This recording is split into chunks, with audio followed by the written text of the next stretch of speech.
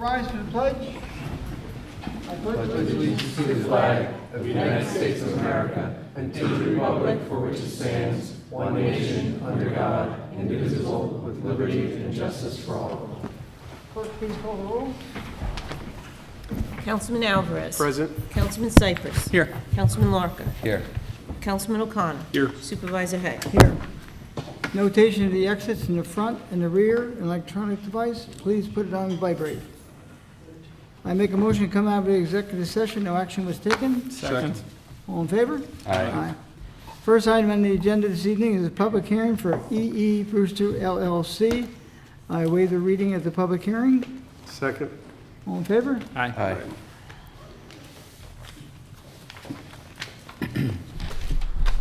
Jamie, we made it.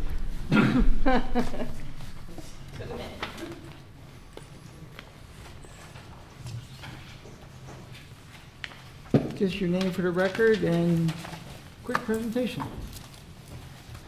That's okay. Okay. Good evening. My name is Jamie LaJudas from Inside Engineering, Surveying and Landscape Architecture. I'm also here with the owner of the property, Mr. Sam Rumelstein of Enclave Equities, who owns the project. This project is located on Route 22, where the old Gulf Dome was formerly located. We are proposing senior affordable housing and self-storage buildings. We have two for each of those uses. We have the self-storage to the south of the property and residential to the north, with associated parking for both stormwater management practices, wetland mitigation, for disturbances within the buffers. There are DEC wetlands on site that we will not be disturbing at all. Those mitigation practices that we are proposing are currently under review with the DEC and with the town wetland inspector for those disturbances, as I before mentioned. Can everyone hear her? Slightly. Can you speak a little more into the mic, Jamie, if you would? Bring it down if you need to. Okay. Is this better? Yep. The project also proposes new wells that are located by the residential portions. The self-storage will not be in any need of the water supply. There are proposed septic systems that are on the hillside here that do not go all the way up to the end of the back of the property. As many may be aware, the property does escalate in grading. I'll show you the full site.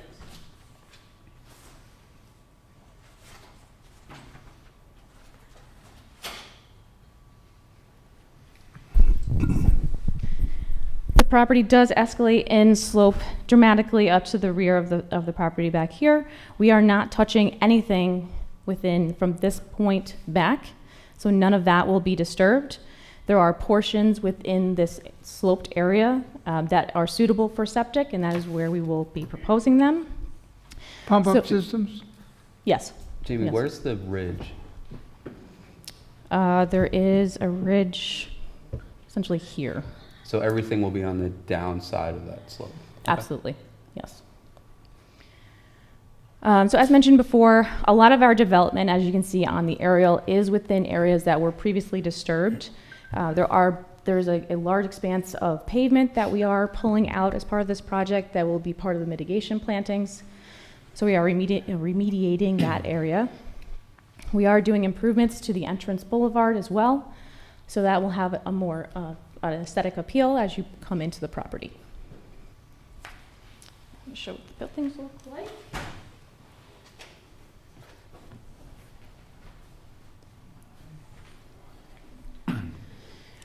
These are the residential buildings. There are two. They are 3 stories, 18,000 square foot footprints. Each of them has 50 units within the buildings. We did go through an extensive architectural review with the planning board on these color schemes and the way they look, including the landscaping review as well.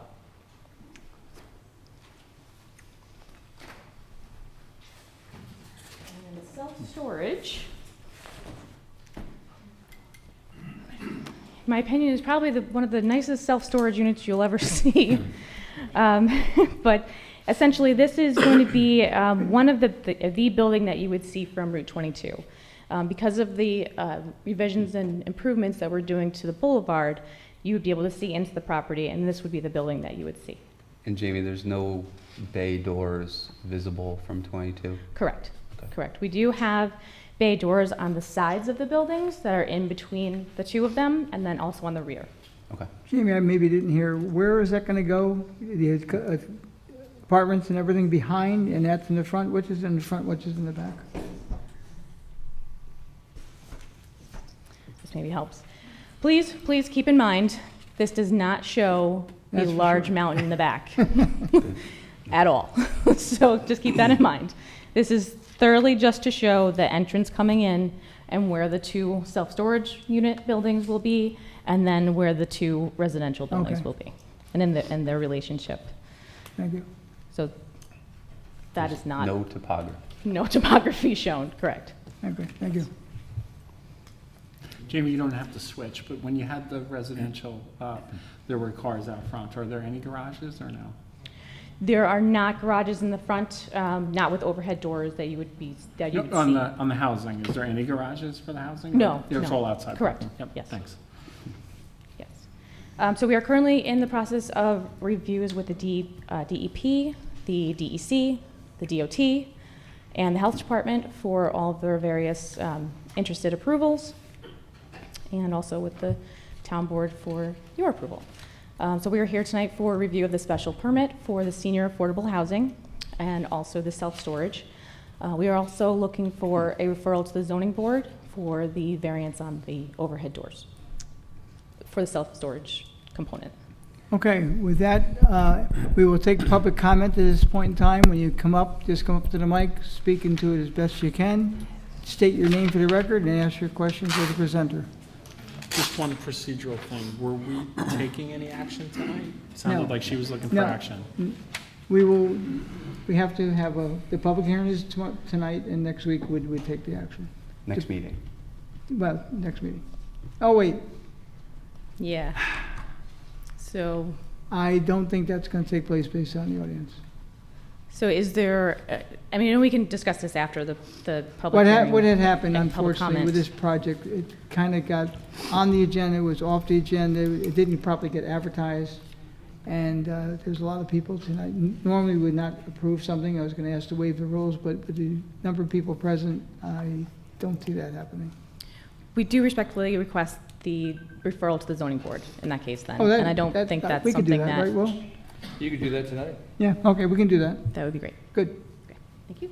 And we apologize for the delay. I'll take full responsibility, even though it wasn't all my fault. I take the rest of the responsibility. My name's Tom Casilia. I live in Scenic Ridge neighborhood behind Clock Tower.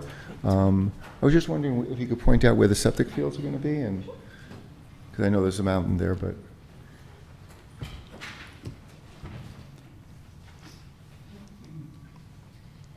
So I believe you guys are back here behind Clock Tower.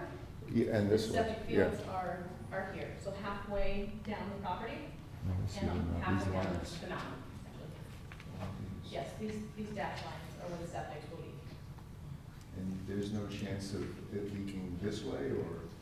No, this all essentially. There's one problem with all this property is the ground is like clay. You know, when they built my pool, just water would stay down there. They had, do drainage ditch. Sir, just, can you talk in the mic too, so the public can hear you as well? I was just concerned that the ground is like clay in our area, and the drainage isn't that great, so I was just wondering, like what kind of safeguards they're gonna have that the septic fields are gonna kind of like stay there, and not leach out to different directions, because that is a common problem in this section. I know that some of the other properties don't have any perk, in drainage. I know my house, had to have, when we bought the house 30 years ago, the owner had to extend our septic system 50% before we even moved in, because, it wasn't working that well. And so they spent back then $3,000 or $3,500 to do it before we moved in.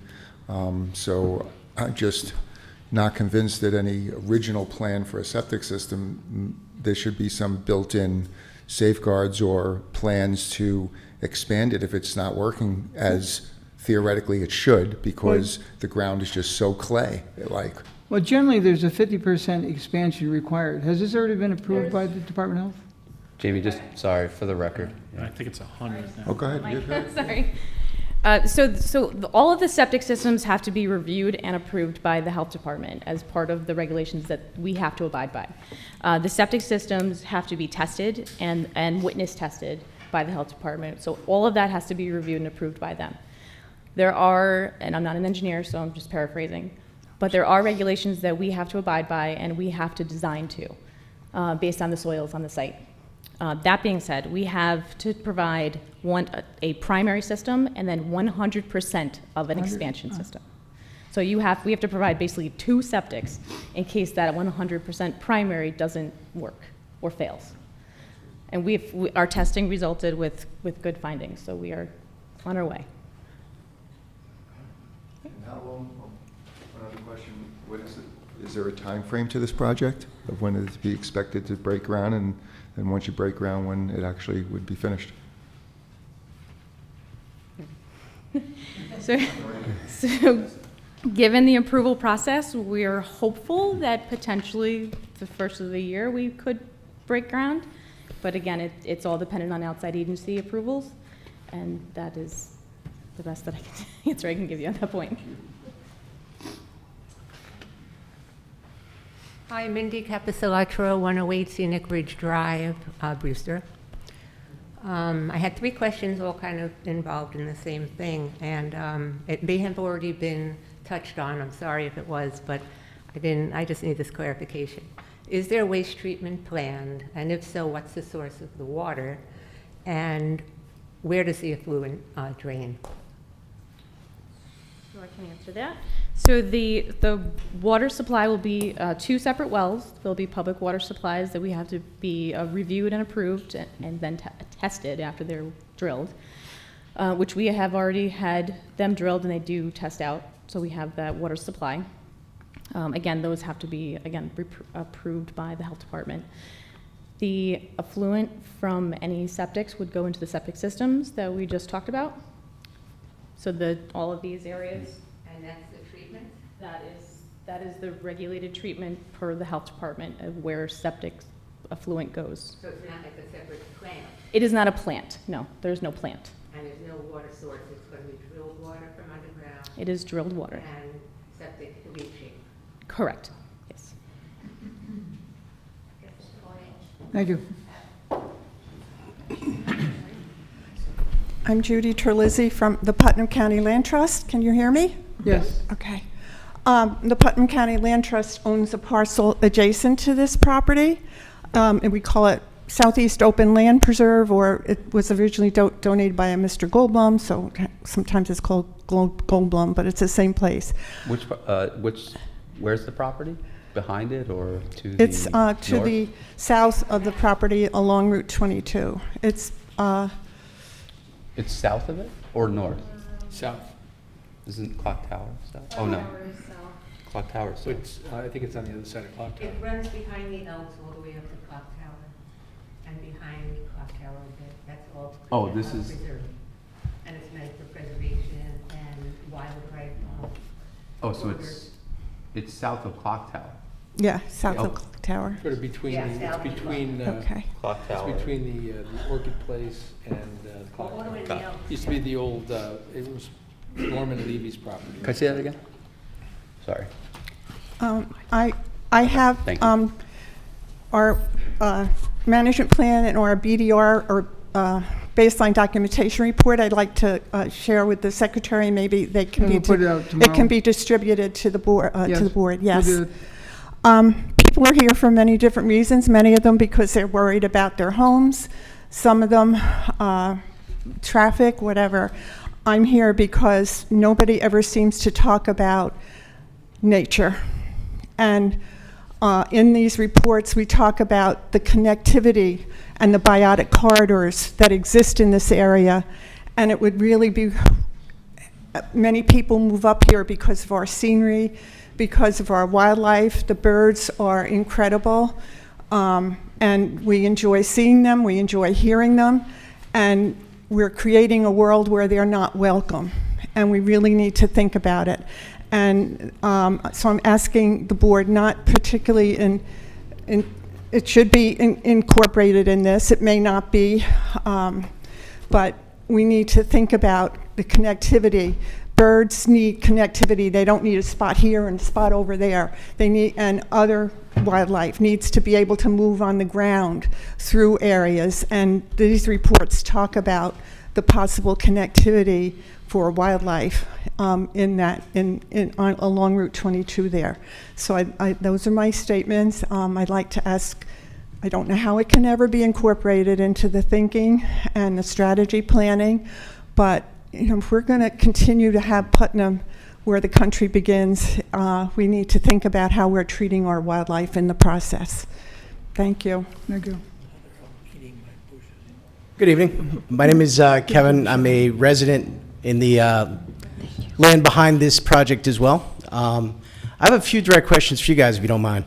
What was the previous use of this land? I think it was the golf dome, probably. It was recreational use for the community, right? How did that get sold to a private person? It was always private. It was always private. So who was the private owner prior to this purchase? I can look it up. So here's my question. We don't have any pools in town. We don't have any large recreational facilities or resources in town. We've got more low-income housing, more spaces for places to be stored than most states within 20 miles of here. Is this really good use of this land to begin with? Well, It's a fair question, and I think if you ask the people here, they will agree that it's not. Just to be fair, we came late to the party. No one told us, there was no sign suggesting the land was for sale or that people should be allowed to talk about what's being built behind them, what's going to affect. Just so you know, I live there. There are black bear. We have bobcats. We've got wolves. We've got coyote. We've got all kinds of animals that live on that mountain that are going to be destroyed by this project. Number two, children in our neighborhood.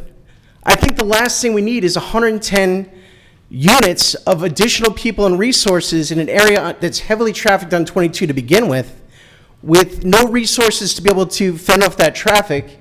You're looking at potentially causing traffic jams and potentially people getting injured. That's a very real concern. Our pool for Brewster consists of a lake and a pond that is closed more than half the summer because of algae blooms and because of E. coli and all other resources that get in there.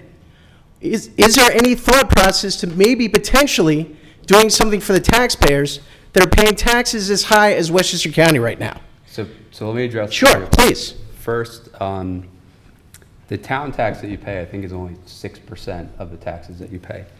I don't know how long you've lived here, but back in 2000, what was it? 8-ish. 2008-ish, there was a rec center proposed on property that we own, which failed.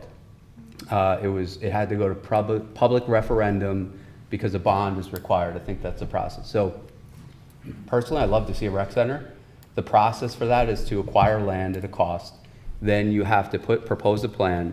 Then the public has to vote on that plan in order to borrow the funds for it, which was done. The public voted on it, and they voted not to move forward with it.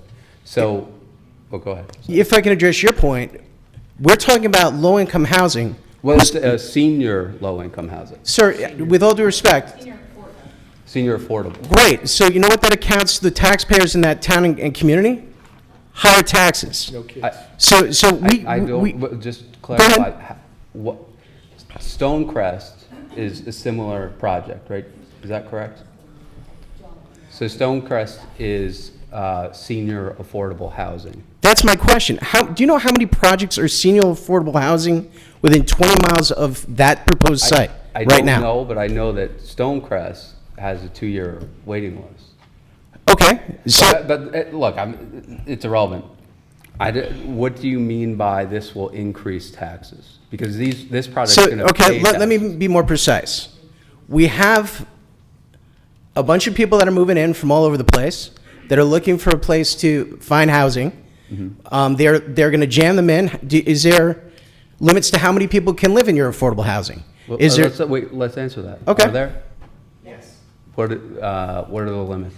And just for everyone's knowledge, the microphone, if you don't talk into the mic, it doesn't get picked up in the recording. So, Jamie, if you could answer on the mic. Sorry.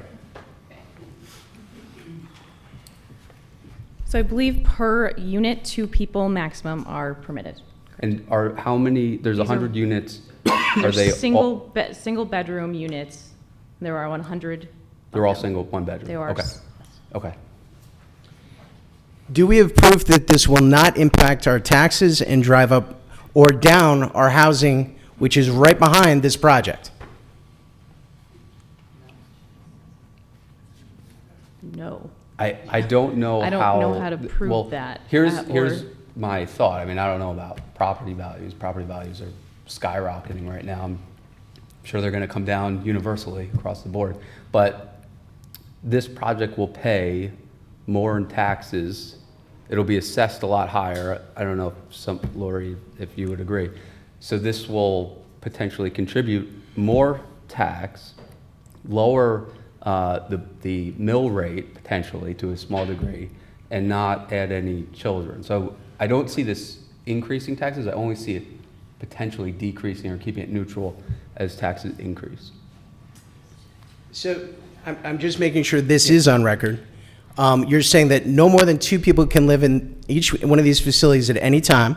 I'm not saying that, she's saying that. No, Okay. she's saying that, right? Yeah. That there will not be any children here that won't add to our school system, that won't add to, and by the way, the largest percentage of taxes, I think we can agree, is school. Over 80%. Right. Yeah. We by the way, we are paying the highest school tax, you can look this up yourself, in the nation. I go to every school board meeting and argue about this, so Please give me your number because I'd like to help you. This has got to stop. come to a meeting, only Yeah, 5 people show up. not to cross-talk and not to interrupt. I know that these people are putting a lot of energy into this, and you have to understand from our perspective, this is our backyard. Yeah. This is our wildlife. The reason we bought where we bought was to have that mountain in our backyard. On effect, I know you're saying that it's on the other side of the mountain. You're not going to see it. Well, it's also like, and I don't mean to cut you off, but most of this property is already developed and there's like a parking lot or cleared already. I've lived here for years. I know it's there, Yeah. and I've walked the property a lot more than the average bear. I'm just here to tell you. No pun intended. No pun intended. I've met the bears back there, literally. I'm here to speak for people that really do care about their property values, about the recreational use, about the loss of conservation in property, about loss of wildlife, about our taxes, about where's the middle-class families, where are we supposed to go? Because we're getting pushed out. It's becoming completely unaffordable for the elderly. I appreciate low-income housing for the elderly. I get it. But it's becoming, where are our kids going to survive? In the last 3 to 4 years, our home values went from 300,000 to 400,000 to 500,000 to 600,000. Well, Okay. across the board, right? But how are kids going to afford that? That's a bigger issue than this political. Understood, board but it's a fair question. When you say you're putting low-income housing, who's paying for it? Is it going to be the taxpayers, or is it going to be, how is that? It doesn't magically come out of the air. You understand what I'm saying? We eventually pay for it somehow. Yeah, and I just want to make sure we're all sticking to the facts. I think a lot of your concerns are very valid. Sure. But, is this going to increase taxes from a town and school within this community's perspective? I don't see how it would. But you have other, valid concerns. The other valid concerns deal with safety. You're talking, I don't know how you're going to squeeze in that volume of people in that tight an area. Even if you put a traffic light up and try to get them in and out of that space. Is there a traffic light there? What's that? I'm aware. At Burger King, the traffic light that's there. No, there's one. Okay. I agree. But to get the traffic in and out of there with the 22 traffic that's constantly flowing back and forth is going to be a logistical nightmare for you guys. It's something that really needs to be looked at and addressed. Yeah, and so just my thought, this is not official. I'd imagine Acton produces a lot more traffic than this would. But Jamie, and I'm not saying for or against this, but this goes through, I just want to stick to facts, that's all. And was there a traffic study already Yeah. done? There was a traffic study that was already prepared and submitted to the town. We are currently in review with the DOT, and there are no issues at this time. Okay. And there currently is a light that is there that is functioning for in and out for this particular project, or not And- this particular site itself, and is just being. And the worked with planning board DOT. reviews the traffic study or any comments from that? And the Correct. traffic study is public, right? Traffic study is Yeah. public. It has been submitted as part of this application as well. So if this is not fully approved, so, and that's not what this board is, what they're asking this board to approve, but those reports, when complete, is they're not complete yet, it sounds like, Jamie? They are. Oh, they complete, are. And it was submitted to both the planning board and the zoning board and Okay. DOT. So you can get copies of those and look at them. That's not what this board has decided.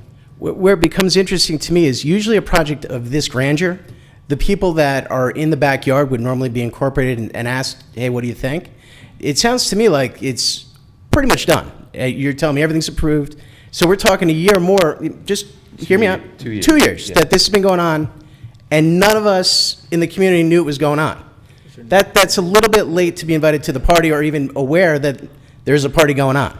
Well, what did you say? Wasn't there a planning board? There was a planning board public hearing that all of the neighbors were noticed, I believe, actually. I'm sorry, I don't remember your name. I don't remember your name, I apologize. Thank you. Correct, and that was when we are required by the town code to notify the neighbors. So, Guys, we've been here for 5 years. None of our neighbors, we're probably 78 strong in a hamlet, knew about this before last week. So as What's part of the town- radius, what's the radius requirement? As part of the town code, we are required to notice within 500 feet of the property, which was done. And Twice. sir, you signed up to the town's website, all this information has been going, as it's been going through the plan board and processing, it's been on there. I can appreciate that, sir. I work 2 jobs. My wife works. The only way we're going to know if something's going on in our backyard, truthfully, is if somebody has the courtesy to tell us it's going on. We don't know to look on a website or follow through on the town and what they're doing. All you gotta do is sign up for it and we'll notify you. That's fair, but it's 2 years too late. I appreciate that. Well, it's been out there longer than that. That's even worse. No, we try to get people to sign up to our website to make them aware of everything that's going on in this town, but they don't sign up for it. We can't make you sign up. Is there a way that you can, A, put in writing that this is not going to affect our taxes? No, You say no. you Okay. can't. How could you do that? It's gonna affect you in some way. It's gonna affect everyone. So if it's affecting our taxes, aren't we supposed to know about it? It could lower them when you say affect them. Effect doesn't mean increase. Okay, those are slippery words. I like it. We're in a situation, guys, where I think we all know that eventually this is going to decrease the value of the homes that are in the immediate area, in the vicinity. You can shake your head, no, we can't prove that, but I think we know that it probably will. It's going to increase traffic. It's going to cause environmental damage to all of the resources that are living immediately in that area. And we would have loved to really had an idea that this is going on because ideally we've been talking behind closed curtains and not to the town about using that as a recreational facility with the pool, with nets, with all types of indoor resources. That'd be the perfect location to have it. I love that idea, but you'd have to purchase the property. Right. How much was the property for sale? It's private property. I can tell you. And Yeah, without I'm putting curious. Without putting you on the spot, Jamie, just where he lives, is that 500 feet, or I'm making it up, is it 1,500? You have no idea. Just, if you looked at the map, I'm assuming that you're over the mountain and it's more than 500 feet, and in theory, maybe that's why they wouldn't have gotten a notice? I'm just That's why. curious. What's the property? As a matter of fact, sir, at one point in time where you're located now, that was gonna be a pass-through road, so you got traffic off of Route 22 and go by up to Hypertronics. That was the plan originally, so you wouldn't even have been there. We would only have to notice 500 feet around the perimeter of the property, and that 500 feet would maybe touch the cul-de-sac at Scenic Ridge Drive. To be fair to the members in this room, if this was going on in your backyard, I think you would want to know about it. That's all I'm telling you. Trust me, To find about, we're literally finding about, you said 2 years, he says longer than that. It sounds like you're pretty much wrapping it up in a bow and saying it's done, and you guys can come up here and say what you'd like, but it's just conjecture because nothing matters. It's signed, sealed, and delivered. It's, I'm just trying to make sure we're talking facts. Like, you could Right. come up here and say it's gonna increase our taxes. I'm saying I don't think that's true. So is that a fact or not? I don't think it's a fact. If this doesn't get built, sir, I bet you 10 to 1, as time goes on, your taxes will go regardless. Well, oh, so that's, there are two things that are definitely sure in life, death and taxes, let's Right. be honest. Yeah. They're gonna go up regardless. But at what point do we take the money that is our tax dollars, we're paying basically the same taxes as Westchester County, and have something to show for it for the community?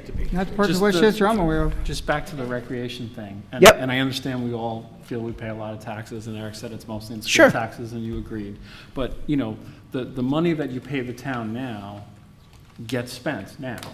You know, it's not like there's money sitting around to buy property and build rec centers. And, you know, like Eric said, we went through this 10 or so years ago, and the community said, no, we don't want to spend the money. I'd love to see us revisit that again, and I would love to see Me the too. community say yes, but, you know, Gentlemen, it's if- up if- to the community. The Like, community. you can't just buy that land without you all saying yes. At some point, it was for recreational use, whether it was a private owner or some other, It's commercial property. okay, Yeah. commercial property that was used for recreational use. Do we agree? But it's a business. Right. It's a right, it's for-profit a company. business. So It's a it's- commercial property that a business owner decided to put recreation on. That's But fair. it's a golf, it was a golf place. I mean, you So- know, is so the how pool- much is the traffic pool at would- Acme considered So how much recreation? traffic was that golf course producing? Would we, If it wasn't producing like 200, 300 trips a day, then it would be out of business. Eventually. I don't know if that was. Which it is, right, so- It collapsed twice. I think the electric bill there was a balloon. I'm Did just they keep gonna it leave it afloat? at this. And I don't want to waste your time, and I don't want to upset you guys because, number one, I respect everything you do. I think your job is tremendously hard. This lady's working tremendously hard at her job. We want to feel like we're giving to the community and getting something back. We're tired of our taxes, which you're very right, keep doing this, along with our insurance, along with everything else, and we're getting pushed out of our own homes, while there's low-income housing for somebody else to come in and live into our community. We need something that takes our taxes and does this for a change, or at the very least, let's get something into the community that gives our kids and families something to do besides drugs or some other resource, and we don't need that either. So we need something in this community to make it a stronger community for everybody, and a win-win for our environment, the people, the resources, and I know that you have the knowledge, skills, and abilities to do it. You're very bright people, or we wouldn't be talking. Not that bright. Well, listen, I give you credit where it's due, okay? I think everyone in this board is brilliant, in my humble opinion. But we need you to work for us and help us find that recreational facility. Help us, if you're gonna build this, make it work for the community somehow. We're not going to build We're it. not building it. But- With I all due understand it's respect, private. Yeah, I'm not trying to interrupt you. I Sure. mean, you have valid points, and I support them, but we're not building it. This is a private entity. I don't even know how did he purchase it? Was it ever on the market? Was it not on the So market? it was I mean, purchased, according to what I can see here, and I just want to answer a lot of your questions. 'Cause- How much would so you like to just- answer that? Well, according to what I just looked up, both lots sold for 3.1 million combined in 2003. So, you know, it would be a lot more, I assume, than that. So, you know, and if you've ever been on Facebook, people always put, the town should put something here, like Value Village. The town should put a pool in there. We don't own Value Village, right? So we don't own this property. We can't go to the person that owns this property and say, you should put a Ferris wheel here. Like, we Okay, can't so do that. it is fair to say in this town that there is land that is available. We that- own land that Right. the recreation was supposed to be built on the site, and it Okay. is one of the most beautiful pieces of property in this town. And Okay. you should go look at it, but don't trespass on it because that would be illegal. I But don't want I'd to love trespass on it. I want to work with you guys and build it for our community.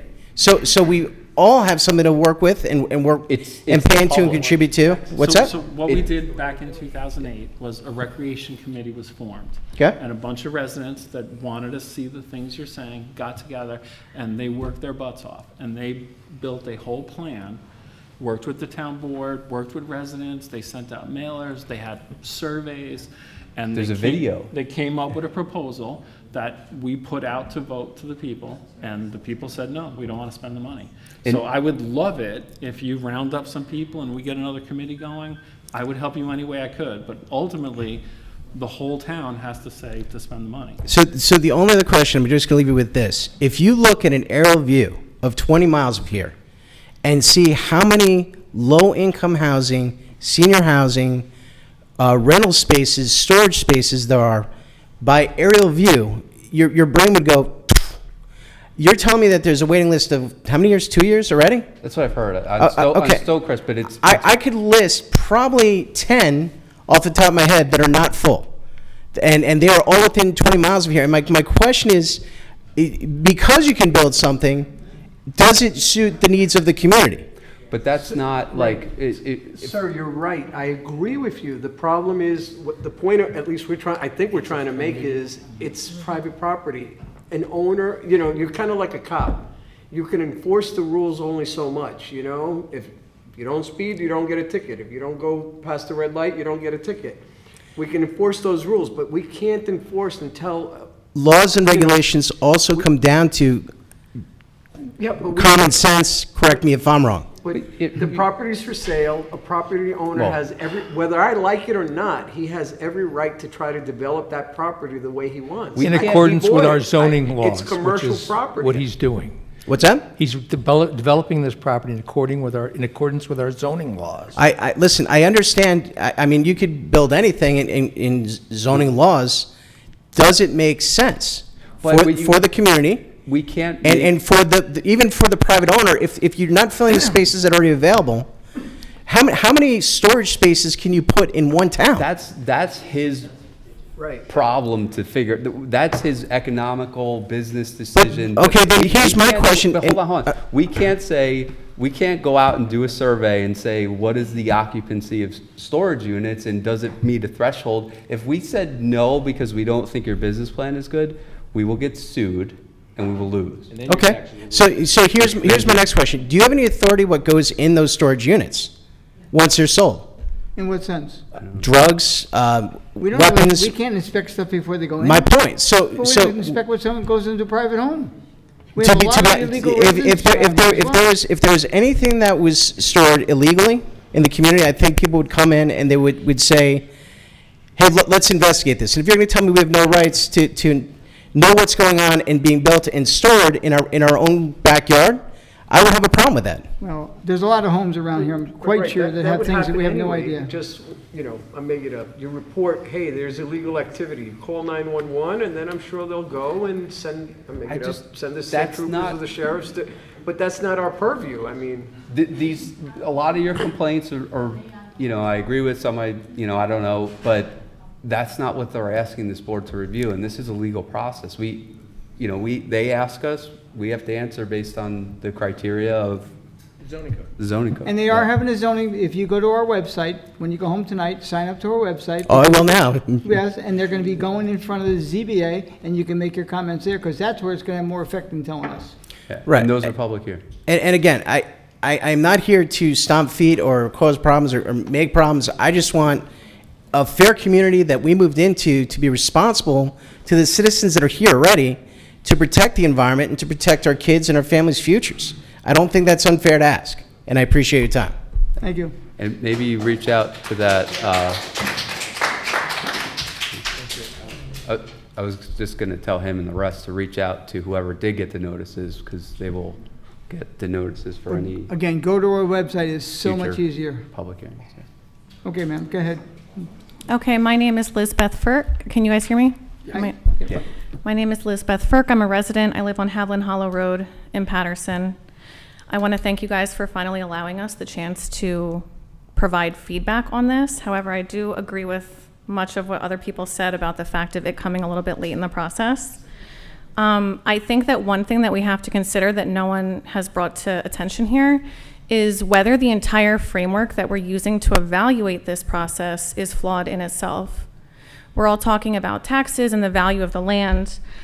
Are the regulations that are currently in place even equipped to protect us against this magnitude of development? Because traditionally this wasn't an area that had to protect itself against this level of development. So the zoning regulations that are in place, are they even equipped to confront an issue like this? And I think that this is something that we need to consider as we move forward, because I think that I can speak for most of us when I say that we moved into the area to get away from stuff like this. And sir, you acknowledge that it's going to impact everyone in this room, but it's going to impact everyone except the people that are profiting from this development.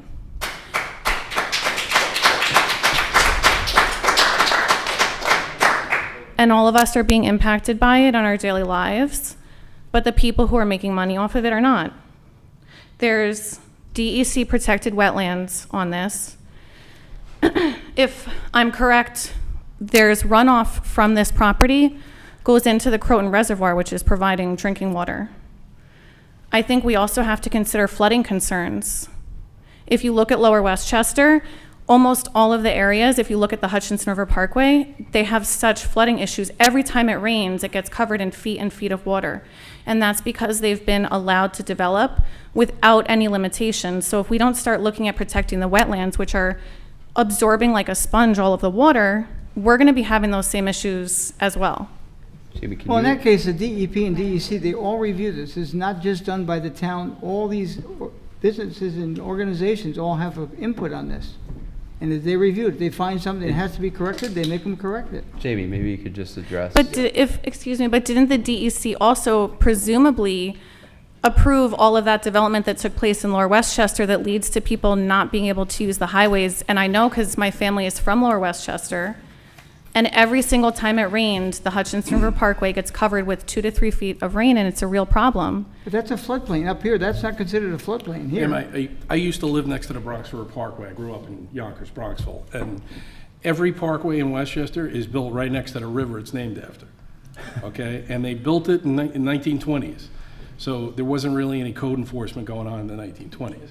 So we're dealing with something that's, under the current zoning laws that were established. But they weren't in the having 80s those flooding issues until recently, which is happening because we're not providing with enough. So for instance, I would like to know if the parking lots would be provided with the permeable pavement that allows the water to run through. Would that be taken into consideration That would be with? done by the DEP, yes. So Jamie, can you address some of her concern? Yes. So as part of the review process with the DEP and any other outside agency, we cannot allow the stormwater runoff to leave the site in any greater volume than what currently leaves the site. That is a regulation that we have to abide by.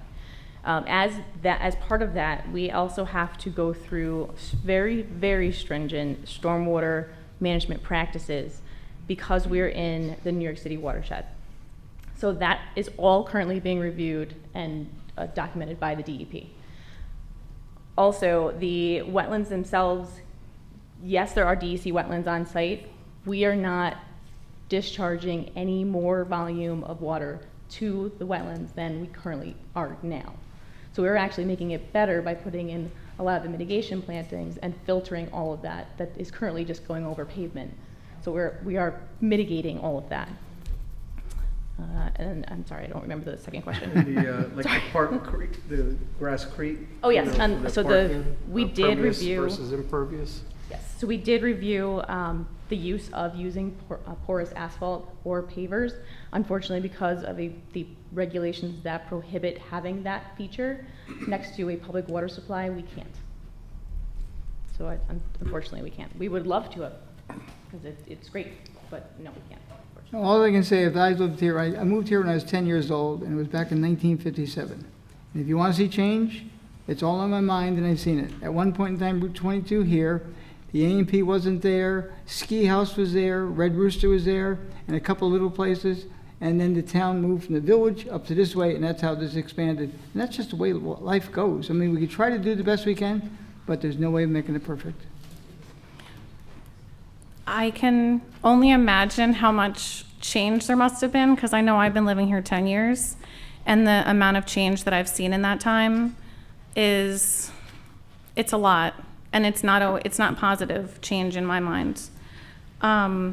you know, I do think that most of us are concerned with preserving the character of the community because we did move here for a rural character. We didn't move here, you know, like we could have moved to Dutchess, we could have moved to Westchester, we could have moved to Danbury, but we chose Putnam because we wanted to be away from those things.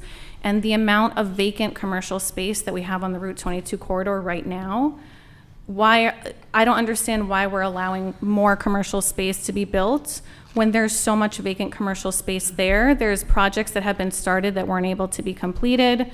As many people have mentioned, I mean, I think we have like all of the storage zones, or the storage, whatever they're called, places, they're all within, how many storage places do we need? And I think the issue is, This is something that comes up a lot, and I do want to address it because it comes up with like people that I hang out with that live in this town and everything. I agree there's a lot of empty commercial space, and I think the world we're living in has changed, and I don't know if that's going to get any better, and I wish it wasn't a problem that we had. But again, you know, this board is looking at one request, and the planning board looks at some requests, zoning board looks at some requests, and we can't take into consideration like occupancy of like other commercial spaces to say to somebody who owns a piece of property, yes, you could build there, no, you can't. Like an example would be a residential property. If there's a housing collapse in the market, which there may be coming, probably not. you can't tell somebody you can't build a house here because there's other houses available. It's kind of the same thing. I'm not saying that I'm like for this project. I just want to give facts because I do hear that a lot. Like Value Village is empty. Why don't they put storage there? Well, somebody else owns Value Village, you know, and that's is what's zoned here, and you know what their business decision is to make. so I actually work in the real estate field, and Me I too. know that, and I know that, you know, certain areas get reputations for having lax boards, and not to say anything against you guys, but a lot of towns have been changing, especially in our area, they've been changing their zoning regulations to make them stricter because they've been seeing all of the development that's been coming. And, you know, a lot of people, no one wants to deal with the DOB, no one wants to deal with Westchester. So what's the DOB? The Department of Buildings, sorry, New York okay. City, that's New York City. What would the outlook be in terms of reevaluating to protect us and preserve the community going forward? They're constantly making changes to our zoning regulations. We do try to improve them. Just in general, I get criticized that in regards to businesses, that we're not business friendly.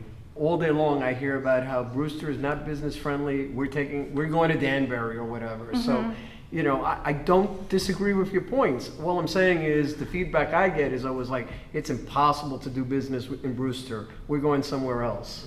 So. And I guess even the home that you lived in, when you wherever you live, I've watched in all these years, everyone wants what they want, but once they get what they want, they don't want anyone else to come in. And I'm not saying that to you, but it goes on all the time. I've watched it. I mean, there's condominiums going up, and once they got theirs, no, you can't do that. It's constant. Yeah, I made very careful not to purchase any new construction because I just, you know, I live by my principles. But I just wanted to represent one side of the community because, as you said, you know, I think that the more vociferous side is usually the one that's in proponents of businesses and the ones that want to make money. But for the rest of us, like honestly, my 2 kids are sitting here. I'm a single mom, I work 2 jobs. And I took my kids out past their bedtime because it matters that much to me, like what our community, the character that the community maintains. So. Yeah, I appreciate you coming out. Not many people come to these meetings. Usually there's 2 people. So, yeah, you know, like Tony said, please sign up. This has been in front of the planning board for 2 years, and you know, I know a lot of you haven't heard that, but it's been several meetings. So I commend you for coming, and please, you know, look at those other boards and sign up for the website. I thank you Thank and you. everybody else as well, and I live here too, so I think the same way, to be honest. Again, I'm not saying I'm in favor of this project, but we're just trying to give the facts in regards to, again, there's only so much we can do. The property was for sale, somebody bought it, he did a business plan, and he decided this is what he's gonna do. Right, wrong, or indifferent. Ma'am, before you speak a second time, would anyone, before someone speaks a second time, I'd like everyone to have an opportunity to speak first, if you don't mind. If no one else comes up, then we don't Hi, put a my time name- limit. Can everybody hear me? No, please stand right to the microphone. Can everybody hear me? That's better.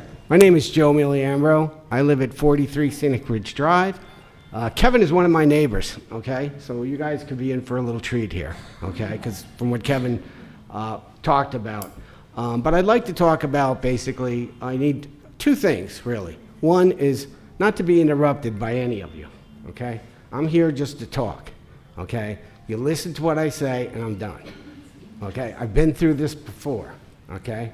With my backyard, where I had, okay, when I bought my property, and this was 32 years ago, of which I've been here for 32 years, and I contribute, like many of you, probably $250,000 of taxes, okay? That's a long period of time, but that's what I contributed. Many of you have contributed quite a bit, okay? And you think you have rights. You think you have all these things that you can control by paying taxes, okay? No, that doesn't exist, okay? Well, let me ask for two things. Number one, not to be interrupted, okay? And number two, to answer a question from everybody here. Who in this room really thinks this is a good idea? Please stand up and tell me why it's a good idea. Let the record show there's nobody. Is any of you guys standing up? Now, what happened to we the people? We the people. That's who we are. Do you see anybody standing up? What this is about, okay, is legality and money. Don't let anybody kid you. That's what it comes down to. Kevin's up here for a half an hour. All these people are talking about common sense things. They're all common sense. The problem is there's no room for common sense in this room. If you think there is, throw it out. You want to hire a lawyer? A lawyer's he doesn't care about common sense. What he cares about is the legal aspect of it. Do you understand that? So this whole thing is already decided, okay? This is just a show. I've been through this before. My backyard, when somebody developed it, when I bought it, they said, oh, it's wetlands, okay? I go walk in the back, it's wetlands. Environmentally, they say, oh, it's a beautiful place. They have birds and all kinds of stuff, right? Well, what happens? Somebody with a lot of money comes in and develops the property. Now, how does he develop the property? It was zoned, okay, for residential, for commercial, I'm sorry. Zoned for commercial, okay? Well, what happens? They change all that because they have to come in on 22. Because if it's commercial, they got to come in on 22. And where I live, all the people behind me, now I have a long driveway behind me. So this was all about money. With money, you can make changes. Without it, you can't do anything. This comes down to the legality and money. Nothing else. All the common sense, everybody standing here, means nothing. Completely nothing. Okay? And so you're wasting your time. That's all I got to say.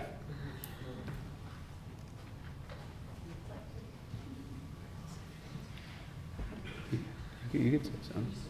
Yes, go ahead. Go ahead. Hi, my name is Sam Mermelstein. If you don't mind, I'd like to address, I am the owner of the property. I'd like to address some of the questions, clarify a few things. Number one, we own this property, I think, since 2009. The previous owner of the property has planned a way larger in a much bigger development, which was supposed to be like at least 400,000 square feet of all kinds of retail centers. And all of you know what happened to the retail market. We've been trying to develop this property, figure out the right thing for this property for the last 15 years. We really spoke to a lot of people, a lot of experts and neighbors to figure out what's good for this property. And I just want to first address the senior housing, then we'll be able to talk about the storage. If you call the Putnam County Housing Authority, they will tell you, people living in this neighborhood, the need for not only, we're not talking about public housing, we're not talking about affordable housing, we're talking about a beautiful home. When a senior is 55 and over, people are talking here about property taxes, but how much people pay property tax. Figure a 60, 65-year-old person who are sitting on a fixed retired income, who cannot afford their own house, but they have their local doctors in this neighborhood, have kids in this neighborhood, neighbors in this neighborhood, they grew up in this neighborhood. They have nowhere to go right now. They have absolutely nowhere to go, and that's what the Putnam County Public Housing Authority has basically told us. There's a lot of people in this neighborhood. We're doing is a walkable, outside amenities, indoor amenities for people who grew up in this neighborhood, people who lived in this neighborhood, 55 and over, 60-year-olds, 70-year-olds. Average age in these developments is 72-year-olds. They're looking for a place to live, for a decent place to live, a beautiful place to live. And what we're going to do is providing them. And people talking about affecting the property taxes. As it was mentioned by the councilman, 80% of the taxes are school children. We're talking people who grew up in this neighborhood, who paid their share, and there's going to be 0 kids living in this entire development. So you're talking about people who, the crime, there's going to be 0 impact on crime. There's going to be 0 impact on schools. There's just going to be a beautiful community where seniors can enjoy to live. Now let's talk about a self-storage. Self-storage happens to be the lowest traffic producing commercial piece of property you can ever find. It's something that we have done a study on. There is a need, people, especially, yes, we're gonna have seniors who come from houses, who downsizing, moving into these apartments. They have stuff they've been living through their entire life. They wanna put their stuff somewhere. They have other people, in order to attract businesses into there, but they wanna store their stuff. We've built a state-of-the-art, beautiful storage building. It's going to help the neighborhood. It's not going to hurt the neighborhood. And on top of it, we're leaving this property, I think, 65 acres. We're developing, 5 acres out of the 65 acres? How many? 7 acres? 10 acres, sorry. We're leaving 55 acres that will forever be, whatever acreage we're leaving, again, including the wetlands, but we have wetlands also. We have so many acres that we're leaving out there. We're not developing it. That will always have the natural, your natural background you're looking for. But keep in mind, it is a commercial property, and it's going to be developed. And I think what we came up after going through the planning board for such a long time, and they decided on the colors and the look, this is going to be the least intense development. Affordable senior housing, every town, we develop a lot. I can tell you, every town that I've walked in to develop affordable senior housing, everyone is begged for more because there's a need for it and people like it. It doesn't impact, it helps. I'm willing to answer any questions, and I want to be a good neighbor. We own this property for 15 years. If there's anything else we need to do, we can work with, I'm willing to hear. But I think that based on all the studies, based on the conversations we had, this is the perfect use for this property without impacting the neighbors. And actually, we believe it's going to increase property values, not decrease. Because if you build something so beautiful next to your home, it usually increases your value. It doesn't decrease your value. If anybody has any questions, I'll be more than happy to answer. Okay, one at a time, come up, and while the gentleman's there, ask your question. Come up, you have to come to the mic, please. State your name for the record as well. Yes, hello, my name is You can Severin. lower it so it's easier for the, you want to lower the mic? The mic. No, you want to lower the mic so you can talk into it easier. Sorry. Okay. Quick question for you. So are you renting or are you selling those units? Good question. We are going to rent those units. Those units, the rents are going to be regulated by the Housing Authority of the State of New York. The max rent is going to be 60% of AMI. There's going to be as low as 40% AMI. People qualified, they'll have to go through the process, making sure they have some sort of an income. They have to make sure they're good people. They're going to be screened to be good people and nice people. People can afford to pay rent, but their rents are still going to be way lower than the market. What's AMI, by the way? Average median income. Thank you. And who goes through the vetting process? I'm sorry to jump in, but how does that get vetted?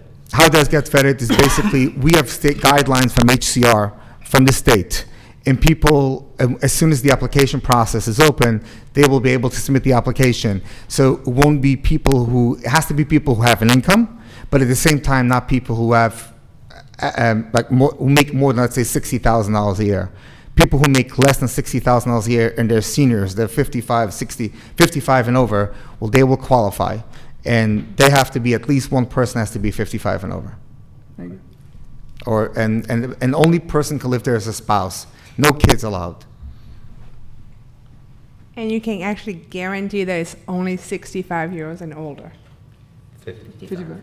It's restricted by the state, and it's going to be restricted by the township. There's going to be by town. It's going to be 55 and over, age 55 and over. But if you look at the actual average senior living in affordable housing like this, is usually the age 70, 72. So we have other properties, and that's approximately that age. And people, once they move in, they stay in these apartments very long term. Okay, ma'am. Good. No, I don't have a question. I just have another. You want to comment? Come up. Mindy Capisulatro again, Brewster. Wait, again, you lower the mic. I couldn't hear what you said to start. Mindy Capisulatro, Brewster. Okay. I've been living here 37 years, and the question that I have is, well, a couple, but there was a comment made that there's the water that is going to be going into the estuary that funnels into the reservoir, that it's filtered, but I thought there is no water treatment. So, okay, you're drilling the holes for the wells. It's going to be an underground well, and then you're going to have tanks, I guess, a certain amount of tanks for the septic and waste. So what happens how do you get the fresh water to go to the watershed area? So from start to finish? Okay. Yeah. I'll do my best. So from start to finish, we drill the well, you get the water comes up, it comes into a water treatment, it's a very small building we have shown on our So there's a water treatment plant. There's a water treatment building that just has like a filtration system you'd have in your home, just on a larger scale. I didn't Yes. pick that up the first time. Just, if I could just Yeah. chime in, I thought you were asking about wastewater earlier. She's So I'm talking about to start to drinking finish. water, So yeah, fresh so water, you gotta start with the water. Yeah, there's no wastewater plant, but Correct. they are treating drinking, Yes. you know, Oh, filtration for the, incoming from the water. well. From the well coming filtered in. Water that's you're drinking. Yes, yeah, you're not drinking just straight out of the well, yeah, no. So this is a public water supply, so it has to be treated. There are regulations we have to abide Why by is it, how's it public? because there's over 25 people living there. But it's coming out of your ground, the ground. that Correct. you all- yeah. Okay. Yes, yep, it's coming out of your ground, going into a water treatment building that has like, essentially, I don't know if it's a UV system, that part hasn't been fully developed yet, but the water system will then treat the water, make sure that it is viable for someone to drink and use in a house. It will then go into each of the residential buildings so that you can drink it, use it, whatever, and then you use your facility to go one or two, and then that goes into a different septic tanks that then are pumped to the septic system that are all underground. That is then filtered through the septic system in the trench fields. Well, it's not really filtered, it's just leached out. There's no That- filtration. It- The sludge is all there in the tank, and then it eventually dissipates, right? So it's all in the ground. So the We're sludge talking and about- everything goes into the tanks, those get We all pumped. have- we all have septic. Right, exactly. So the water essentially clean water that comes out of those tanks goes into the fields that then are regulated by the health Clean department. water, I'd like to put it on record. It is Because fil- you're not filtering. Can see when the zoning board- so it is filtered through the septic system that is approved by the health department. That is designed and approved by the health department. We can't install something that's not approved by the health department. Okay? That water is then infiltrated into the ground, just like your septic system, and then goes in the ground. Okay, so I just hope the DEC takes care to, look at what happens in the overflow of rainwater. And there will be overflow of rainwater, like we all have, and what happens if things bubble up, and here you have this water drifting down into the estuaries, into the reservoir. So I'm hoping that the DEC takes careful watch.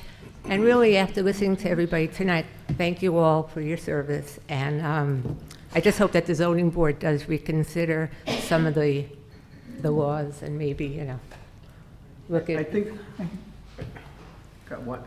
Jamie, I think Jamie did answer the question, but if you can re-answer it again, how, with the wastewater or whatever she just said. I mean, I know you Well, I mentioned understand it what she's before. saying, that the wastewater goes into the tank and then gets leached into the field.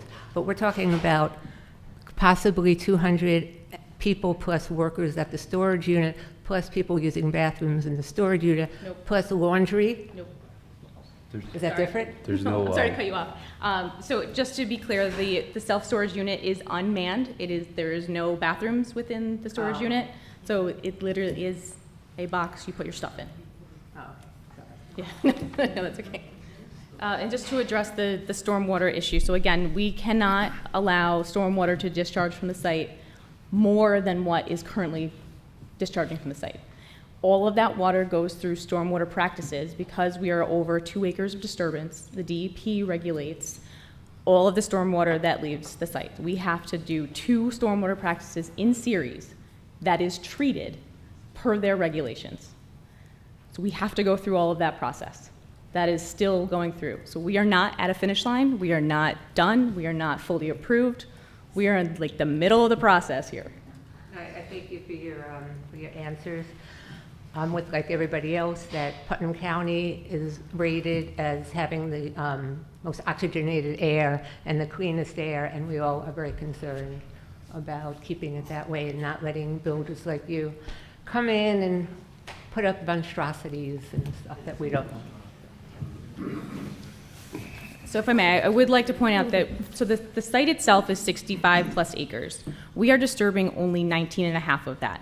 So basically a third of the property. Majority of that is already been disturbed. There's already been tree removal, so we are not proposing an extensive amount of tree removal. Some of the septic system areas are in wooded areas. Those do need to have tree removal, but we are keeping a majority of that hillside untouched. So I just want that on the record. Yeah, just a question, what type of security do you have for this? What do you mean as far as security? Well, you have a storage unit, right? Okay, so storage units is people are going to have their own lock and their own storage unit. Plus, there's going to be access control. So if you don't have a storage unit, if you don't buy a storage unit, you're not going to be able to access them. The same thing with the apartments. Apartments are going to be completely gated off, and there's going to be camera system, lighting system. It's going to be it's very much secured.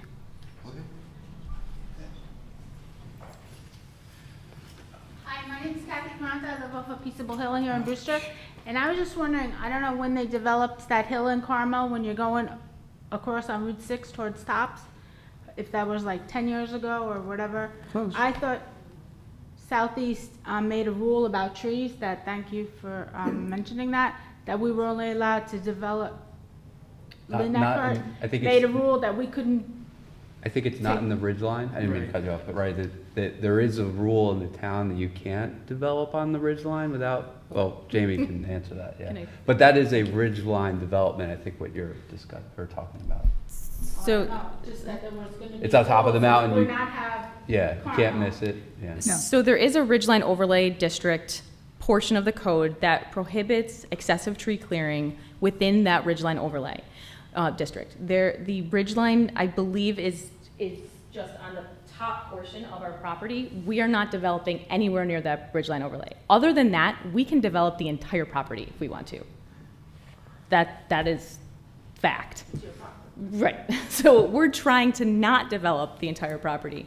We're keeping it to a third. We're keeping it to a lot of areas that have previously been disturbed. We're planting a lot of vegetation and a lot of mitigation plantings to basically offset any disturbances to the wetland buffers and to pull back impervious surfaces that are currently in the DEC buffer to make those areas better and enhance them. I'm sorry, this is like the fifth big project going on here in Southeast? This is like the fifth big project in Southeast, and I'm just like, enough is enough. And, you know, that thing that happened over on Pugsley, oh my gosh. And now there's something else going on right here behind Honda. And I thought, like, we were being protected by this tree rule. And I'm, you know, just totally generalizing, but I'm sorry, you are like the last straw. I mean, I love senior housing. I help with a lot of stuff, but, okay. And then I had a whole bunch of questions, but they're beeping me for work. And so about this, you're the owner and developer? Yes. And what else have you developed? Like, is there hopefully a good example we could look forward to coming here to Southeast? Sure. You can look at my website. It's called enclaveequities.com. I'm right now developing in Fleetwood, New York, 5 luxury buildings right by the train station. I was offered an award for the development that I was done there. I've developed in Connecticut, developed in Massachusetts, developed in Pennsylvania, in New York, all different areas. I can tell you that the apartments that I've developed an affordable senior housing project in Mount Vernon, and several of it is I never got one complaint in any of my buildings of a tenant. We take care of the people, we take care of our residents, and they all look beautiful. And I'm looking to do another nice project over here. And another question is, I do get the emails from town, and I don't get to read them all, but I thought there was an opening on the zoning board. Is that true, or is that There's one filled? coming up, yes. There is one coming up. And what are the requirements to get on the zoning board? Send us a resume, no special requirement. Lawyers preferred on the zoning board of appeals, but we take commenters. resident of the town. Pardon? Has to be a resident of the town. Yeah, well, And I'm sorry, you prefer have to be a lawyers? resident of the town. You prefer lawyers? Well, because there's a lot of technical things, and lawyers know it a little bit better than the average person, but average people are welcome as well. Okay, and thank you. And I was trying to find the copy of this recording on the website, and I used to get emails, I think, but how do I get a recording if I want to remember something? Of this meeting tonight? Yes. From the town website, there's a link to our YouTube channel, and every town board meeting makes it there within a day or two. All right, thanks so much, and it's a plus and a minus. Thank you. If anyone else is going to care to speak, we're not limiting time, but just come up and get ready. So, go ahead. Sorry to have to come up a second time, but somebody raised a very good point. The people that are going to be here are going to be citizens of Putnam County, is what I'm being told. Say it again? The people that are going to be in this housing are citizens of Putnam County? Not necessarily. Are they citizens? I'm answering for him, but I don't Oh, believe so. well, that's what I'd like. Okay. Sure. Again, we are restricting people? No. But generally, usually, when you build senior housing in a neighborhood, it's people who usually grew up in that neighborhood, who want to stay in that neighborhood, want to sell their houses and move in. Those are usually the clients who want to live. So I would guess, it's a guess, that I would say the vast majority of the tenants is going to be, or will be people from this neighborhood. So I think we're seeing a disturbing trend for hotels, motels, people building properties and people coming in not necessarily from the town, the village, the county, the state, or other, that are moving in and getting lots of benefits off the taxpayers, and the taxpayers not really benefiting at all from that in return. Can you comment on that? Well, you can go to the county on our behalf and tell them we'd like to share sales tax and things of that nature, and we could do a lot more. But is your question about who is gonna, you can't discriminate, there's a whole, I work for real estate, you can't. This isn't a discrimination question, sir. It's a question of who is coming into our community and how is it going to affect the people that live in the community. But you came in too. If someone buys my house from Tahiti, what does it matter? There's no vetting process of. I'm looking for the parameters that you're the judges. You're the parameters of what is and what is not allowed. It's not a discrimination What question. are you asking then? Okay, I'm asking you're saying that there's a parameter based on volume of money, right? They have to have a certain amount of funding to move in. For this particular development. For this particular development, yes. They're looking out for people that can't afford to live here. That's what they're doing. Not just him, but anybody. With all due respect, why don't we keep the people in their homes rather than excavate them out of their houses and kind of squeeze them into affordable housing? What is your proposal? I'm missing what you're suggesting. My suggestion is pretty simple. Let's keep this land as recreational facility or natural use. Let's go back to keeping people in their homes rather than trying to create a center where we can put them in. How do you keep people in If their we homes? made this property recreation, we would drive up property taxes and put more people out of their home. Then scratch recreation and keep it as is. This isn't our creation. Oh, But we don't own the property. I mean, even if we told him right now, like, yes, short of eminent domain, I mean, he could turn around and say, no, it's my property, I'm not gonna sell it. We could Okay, change so- zoning tomorrow, and I don't want to speak for him, but he will sue us. So, and he will win. so what's interesting is that we, the community, have no say on what goes in our backyard. Well, You do. You have Well, rights hold to your on, property, I'm listening to what you're telling me. The people with the money and the people with the power can come Did in. we That's tell not you fair. that, sir? You Did- have rights for your property. Okay, when was I notified of this before today? You keep changing things, but it's all on the website. There's been, I don't know how many meetings there have been. You could look up any piece of property, and there's property owned in this town that is not developed, that people own. And if you could look up any property anywhere, Right. you could go to the assessor, you could find out the zoning, you could look and see what it's approved or not approved for, and you could know, people own property. If you bought a piece of land and the town said, that land is allowed to have a one-bedroom house, but we're not gonna let you build it because we don't know where the people are coming from, and we think there's too many houses available. Sir, I don't think that's what I'm saying. I'm not sure what you're saying. Okay, what I'm saying is there's concern for this community turning from a rural community to a city, and people coming in from everywhere, filling up spaces to make the people that build that space wealthy, and eventually taxing the people that live in this community out. For the record, where people come from is irrelevant. This town has many people. Oh, so I'm aware. Just so you know, I've been around 52 years, so I do know what's here. What I'm telling you is we're going from a rural environmental area that we moved into to very quickly. These people are telling you there's 5 projects right now, and if you're not aware of it, you should be. Just put up. I'm aware of every project in town. What I'm saying is, So we have projects going up everywhere. At what point do you throw up the flag and say we're ruining our community?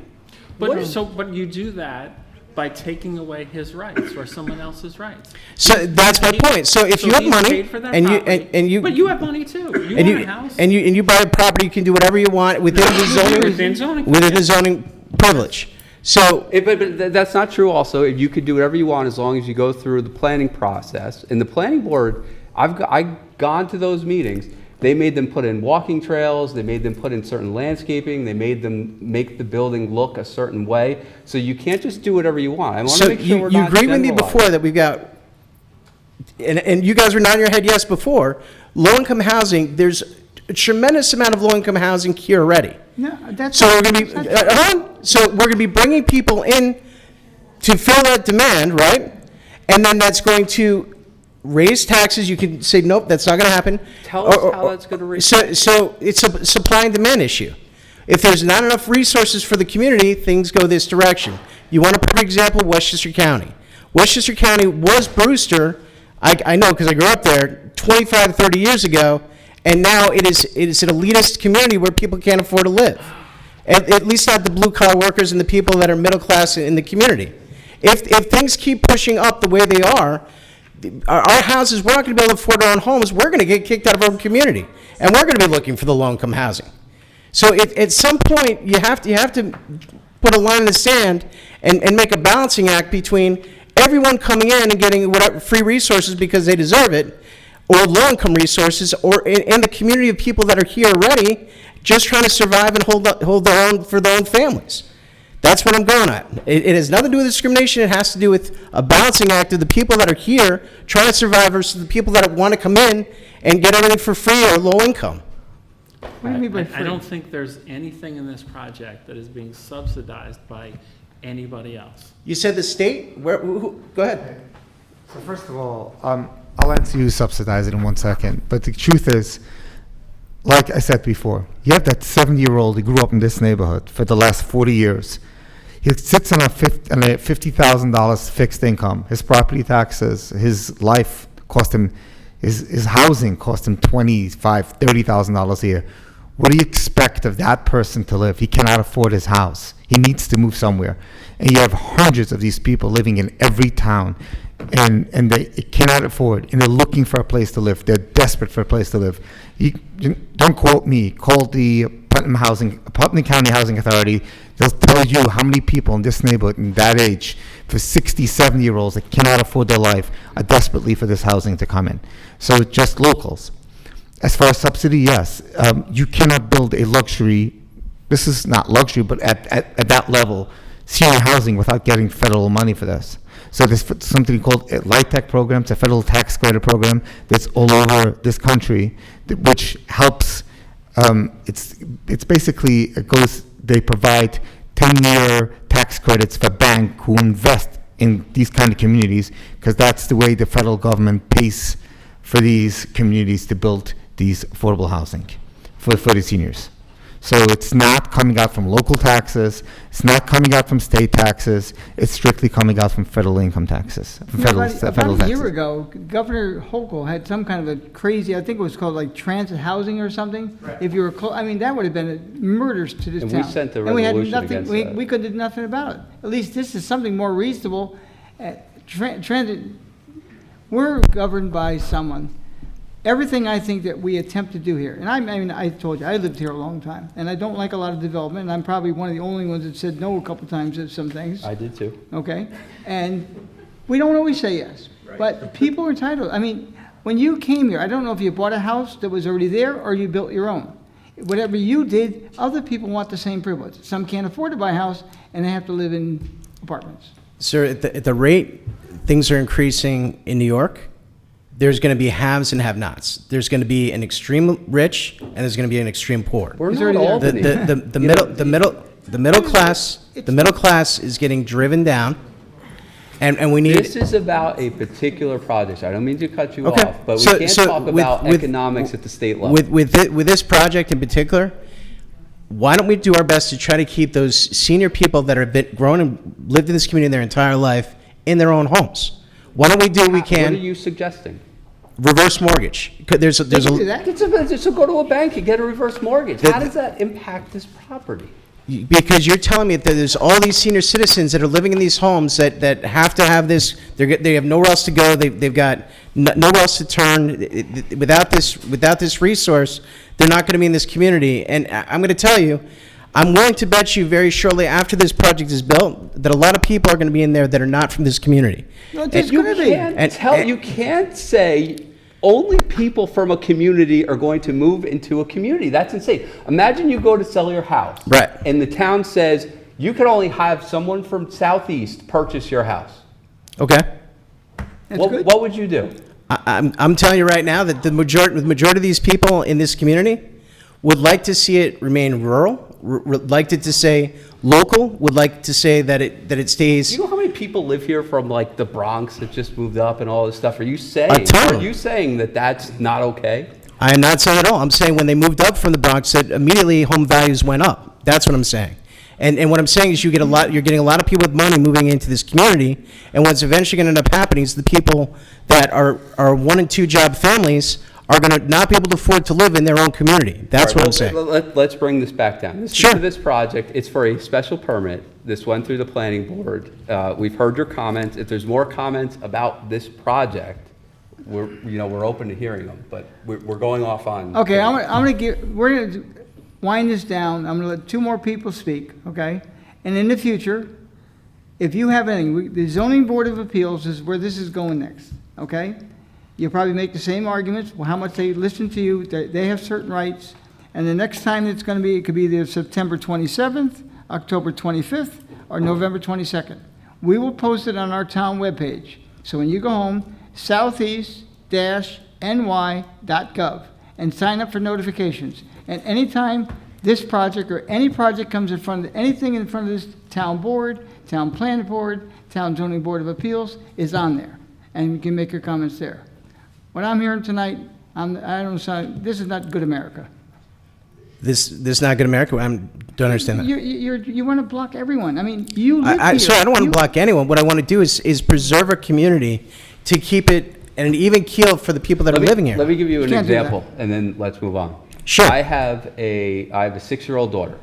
Yep. Her friends' parents moved here. They got married. They live in the Bronx. They moved up here, and they bought a house in the Tree Streets.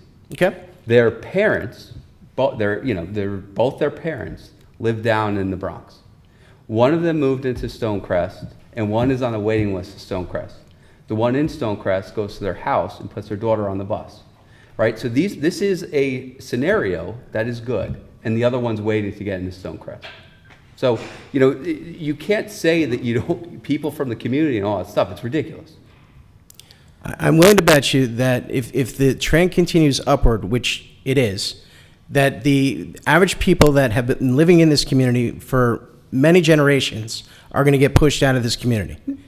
And you may say that's a normal trend, and you may say that's America. It is. Do you know that commercial property pays 60% of the taxes here? And again, I'm not advocating for this project, and there are many big projects which I have voted against.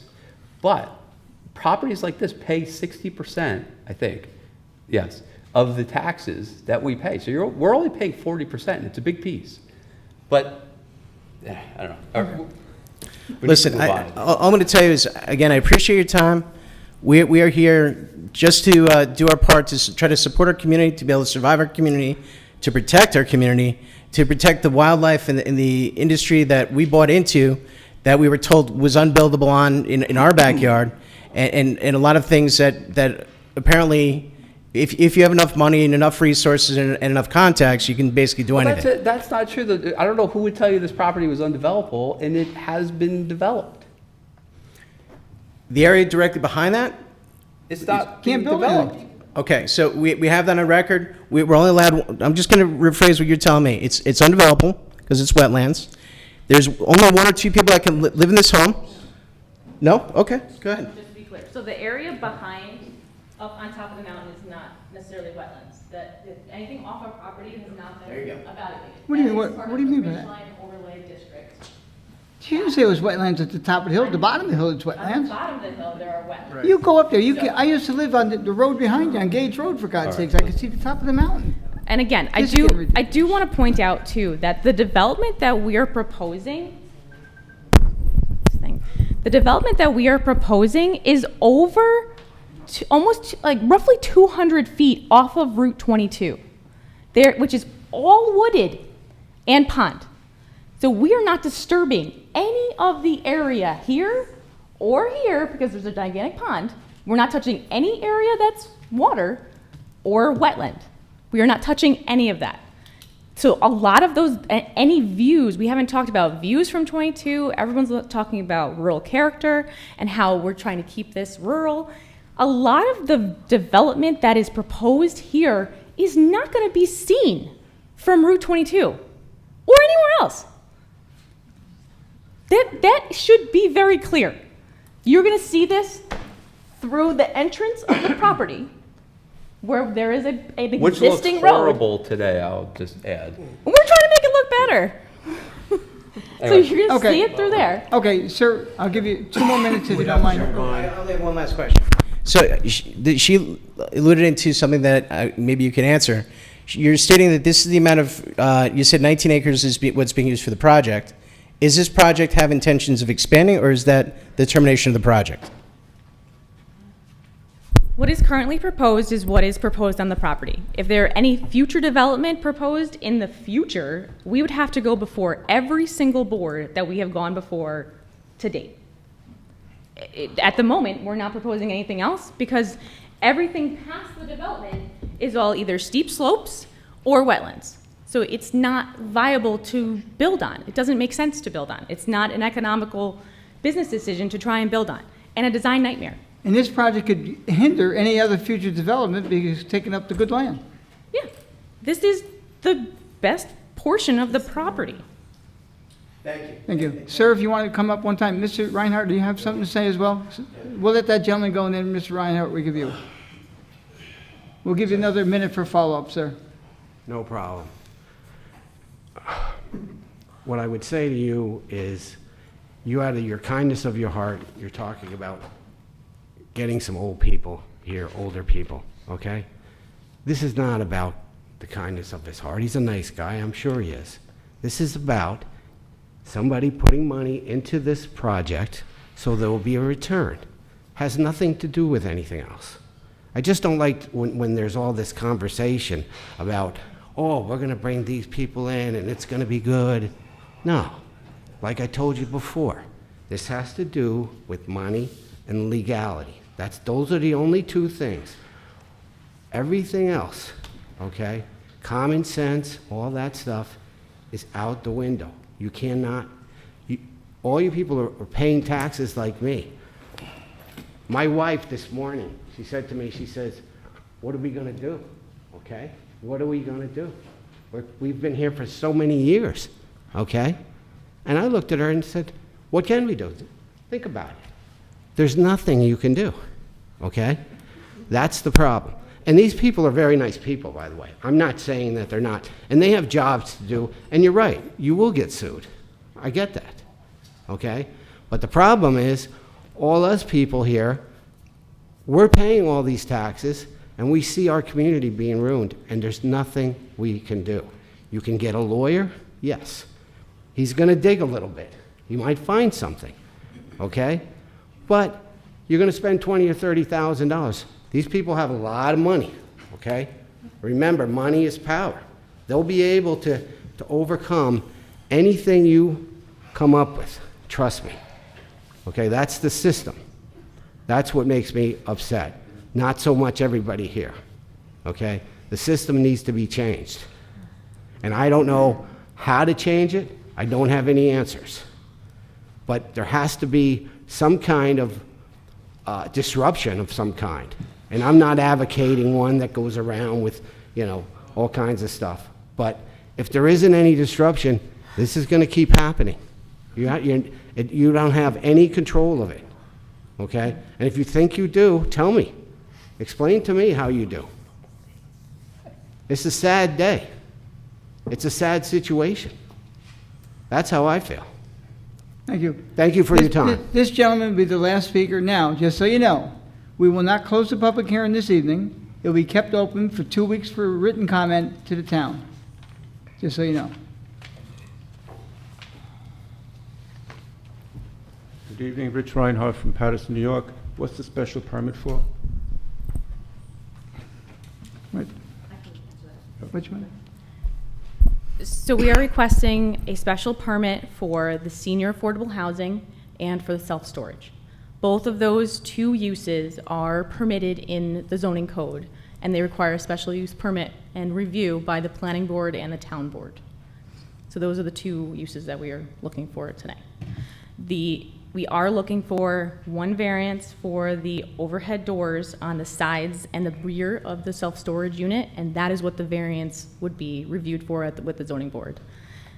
That's really the only thing that would be reviewed at the zoning board, and I just want to make sure that everyone is aware of that. Thank you. Okay, there's a new project up on 22, senior housing, it's rental units, above the. By the post office? Post office, above it, yeah. Yes. So that's single units, it's rental units. How do you, that's, I just want to say. Is that Barrett Hill you're talking about? Yes. It's above the post office on 22. Yes, that's Barrett Hill. Okay, that's my, thank you. Okay, thank you. Okay, I'm going to entertain a motion to close the public hearing. Second. Leave it open for 2 weeks in written form to the 10 town days. board. Yeah, 10 for days. 10 days. Yes. Second. All in favor? Aye. I apologize to those of you that have been sitting here for some other business. We have the museum update. I do apologize it's taken this long. And I'd rather, do you want, I don't, rather than referral. take a break and just move along. What do you guys? Yeah. Okay. Yeah. Move along. Okay, Sorry, Tony, were we still going to do the referral to the zoning board? okay. We'll do something that that we had- under the regular meeting. Right. Okay. Okay, Can't do it that's now. a kind of a voting meeting. Will said we could do that, we'll do that. If you want to stick around, but it will happen at the end. I will. Referral plan. Thank you. Okay, thank you. Okay, I make a motion to go into the work session. Second. All in favor? Aye. I'd like to invite up onto discussion, the museum board. James Nixon called me earlier today. He regrets he has something with his family this evening, was unable to attend. And Deborah Oswald. She'll be new to us, and she'll be introducing herself to the board. Is she here? Okay, would you mind? Pardon? Oh, okay. Well, I didn't see, I only saw James. He called me. Yes, James called me also. Okay. He didn't tell me. And you're going to be giving up the museum update. It's been a long time since I've talked in front of a board, so. Yeah, you used to be on the village board, right? Village board. You miss many it? years. Okay. Want to October- lower the mic so we can hear you, Verna, please? In October of 2022, our director, our executive director, Amy, left to start a new job, and we truly missed her. We hired a part-time museum assistant to maintain the exhibit hall and the scheduling throughout the year, the season, really. Mid-December 2022, the exhibit hall was closed, which is what we always do because there's no heat in the building. The museum programs did continue with help from the library. The History Exchange and the History Book Club continued. The board did the administration duties and reports, mailing, all the duties that needed to be done. After months of searching for a board, the board hired Deborah Oswald as a museum educator. The board is still actively seeking a part-time executive director. Debbie is a teacher who retired from the North Salem School District after working 21 years. She has her document in education and is also a published author of local historical fiction. The town board has her resume. Yes, we do. Yes, okay. So I'd like to introduce Debbie Oswald. I sent it. And we love her. I sent this on. Yeah, you did.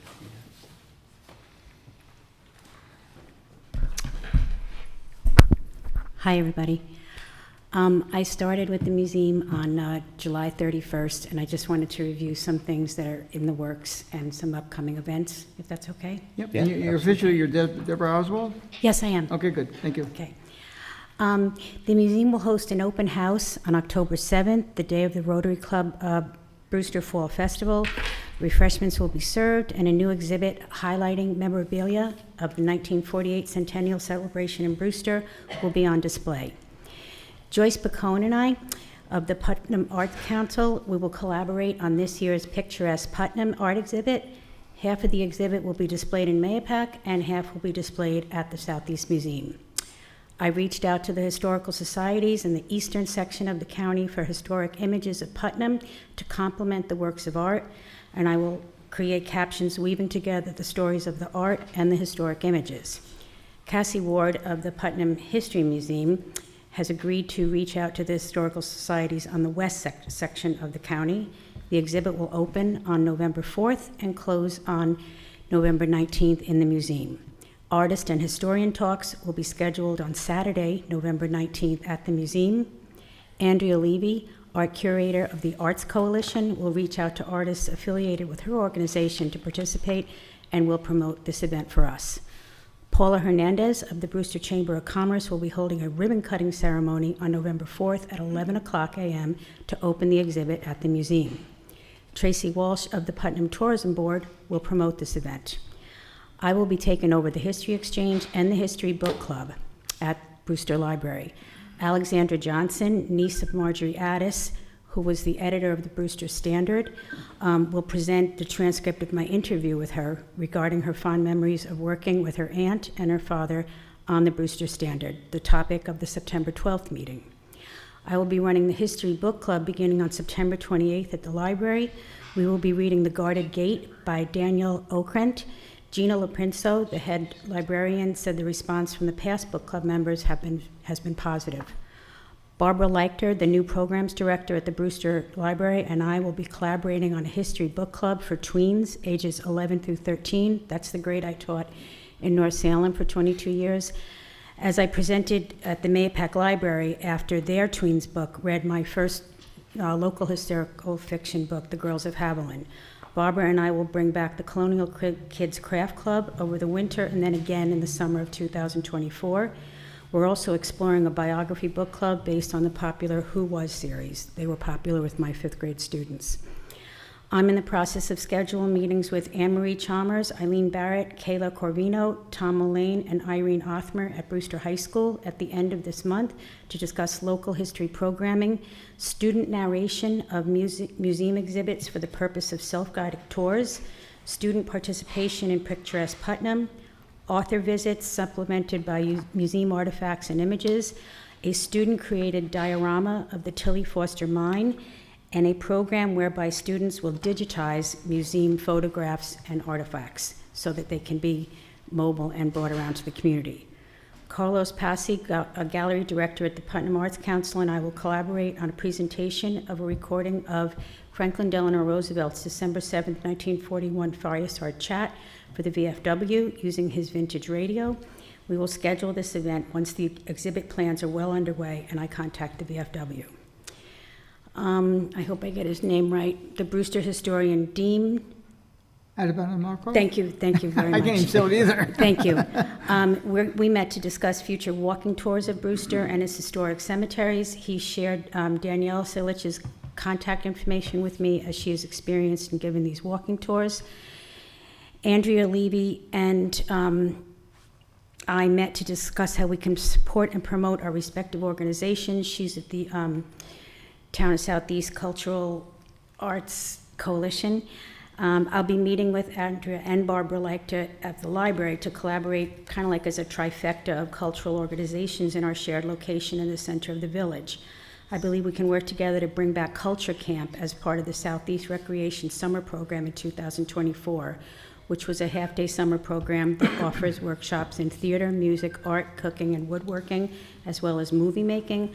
I think if we pool our experience and resources, the three of us could create exciting opportunities for the community from toddlers through senior citizens.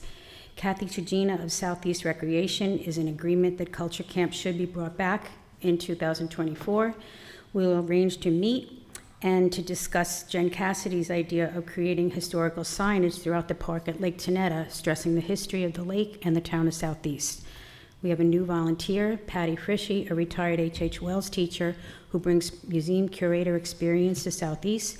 We're working on an exhibit that reflects items typically found in a 19th century home in Brewster, utilizing the larger artifacts currently on display in the museum, including 2 cast iron stoves, a gramophone, a sleigh, as well as vintage clothing. So I've been busy introducing myself to the community, collaborating, and I'll be attending a Greater Hudson Heritage Convention at the end of October at Boscobel to educate myself further. And I feel like I bring my experience as a lifelong educator and a published author of local historical fiction. I'm researching my 7th book, which takes place during the Civil War in Carmel and Troy, New York, and my 8th, which takes place during the Revolutionary War. So I write women's historical fiction based in Mayapack, Brewster, Carmel, Danbury, North Salem, and Croton Falls. And those are the plans that I have and I bring to the museum. That's all? And congratulations. Thank you. Yeah, thank you. Deborah, Looking does the forward- museum have regular hours right now, or no? I'm there 10 to 2, Wednesdays through Saturdays. And is the website updated with all this information? Because it was a lot.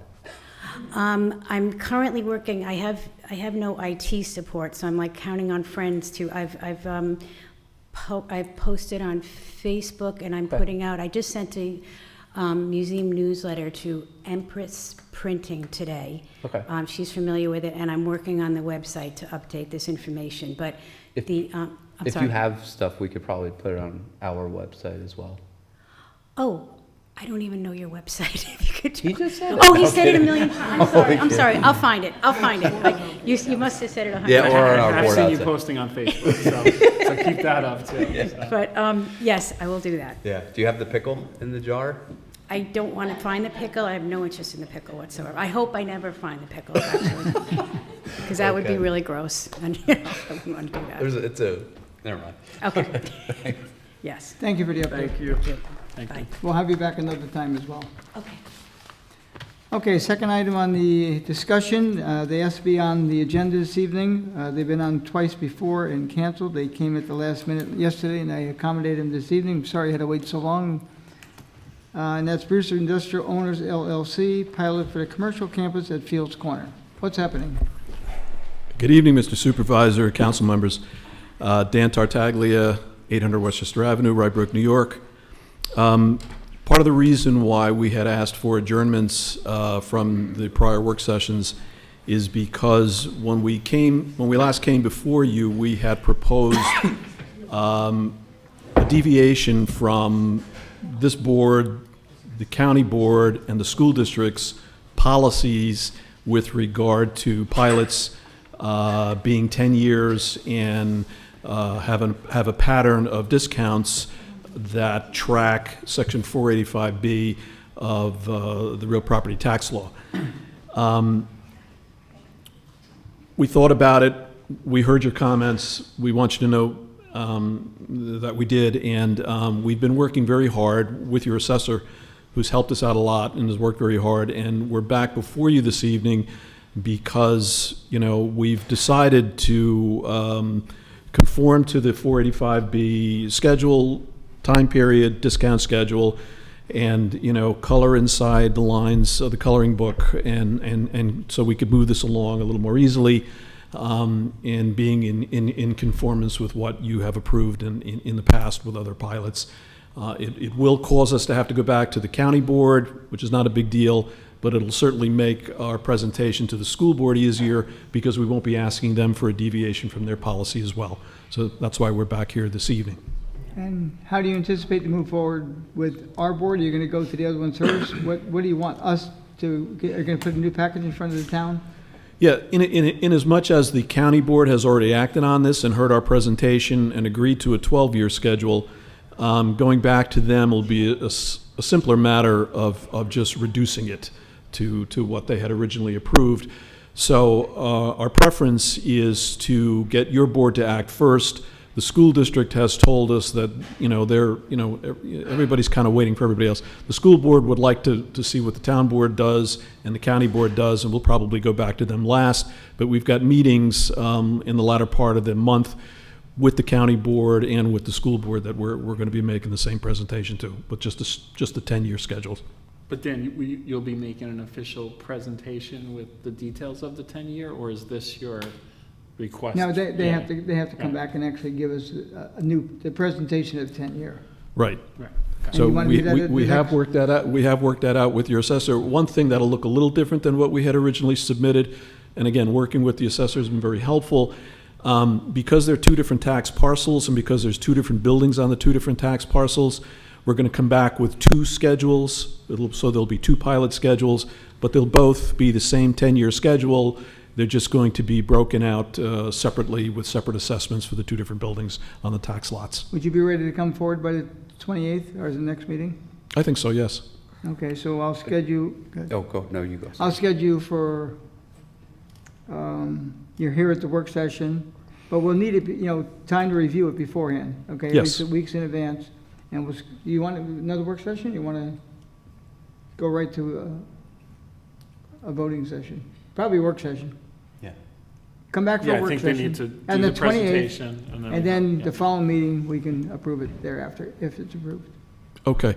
I know you were going to check with Mr. Stevens as to whether or not the board needs a public hearing in order to vote. Was that something that, I don't believe that we've had public hearings on this in the past. yeah, I didn't think so, but I wasn't sure. I'll look deeper, but Okay. not my recollection. As long as it's at a public meeting.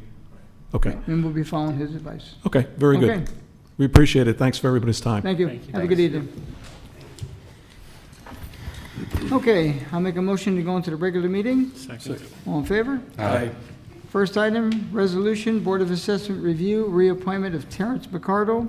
Now therefore it be resolved that the Town Board of the Town of Southeast hereby appoints Terrence Picardo to serve a full 5-year term on the Southeast Board of Assessment Review to expire on September 30, 2028, and be further resolved that this appointment shall take effect upon the taking and filing of the appropriate oath of office with the Town Clerk of the Town of Southeast. So move for discussion. Second. Discussion. All in favor? Aye.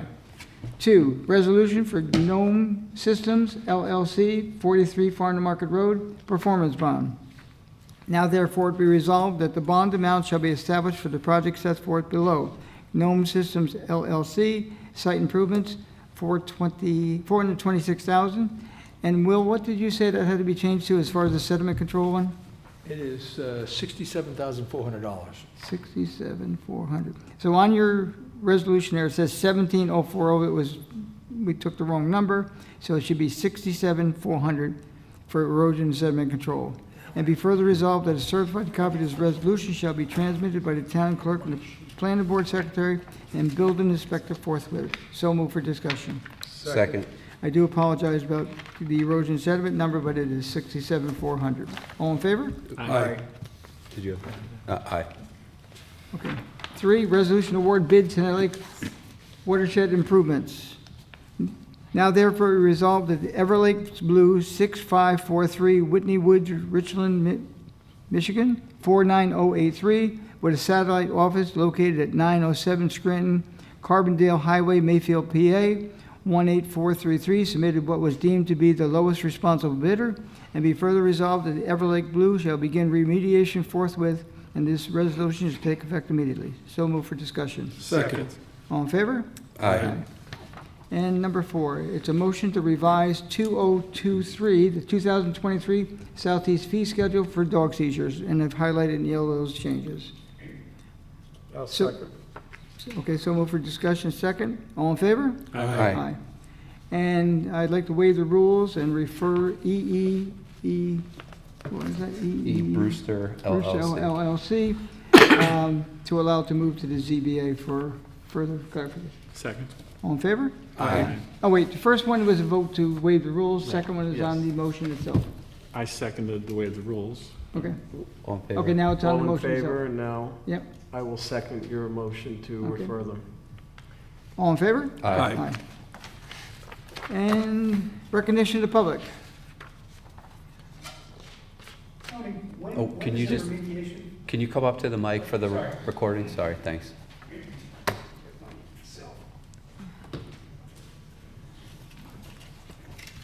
Good evening.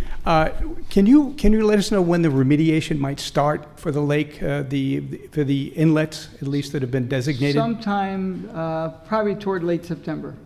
Late September, Late okay. September. No later Because- than early October. All right, I'll let Carl Levitch know. Okay. And also Matt.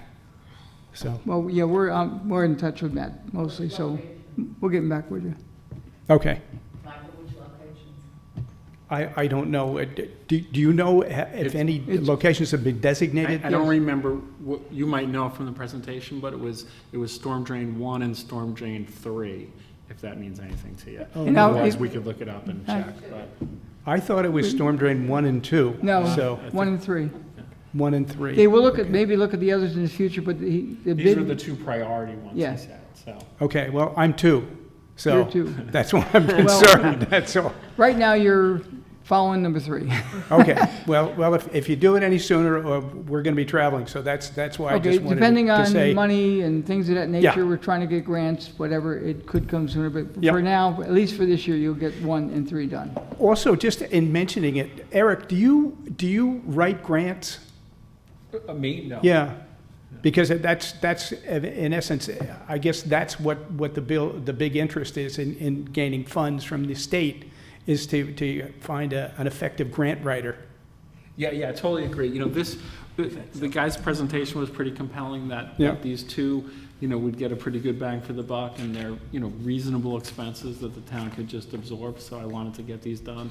I am not capable of writing grants, but I agree that's where the real Yeah. benefits will come. So Okay. We'll have to look into that as a board. Fair enough. Okay, thanks very Thank much you. for your help. Have a good evening. Public comment?